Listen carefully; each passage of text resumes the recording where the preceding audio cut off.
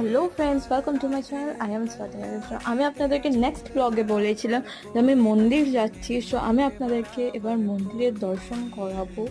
দেন আমি আপনাদেরকে এটাও বলে দিই, আপনাদের যদি উপোসের খাওয়ার শেখার জন্য ইন্টারেস্ট থাকে, সো আমাকে কমেন্ট সেকশনে জানাবেন। আমি আপনাদের জন্য উপোসের নতুন নতুন রেসিপি আনবো। যেমন আপনারা দর্শন করে নিন ভোলে বাবার, দেন আমি চলে যাচ্ছি মাতাজির মন্দির, যেটা ডেলি দর্শন করা হয়।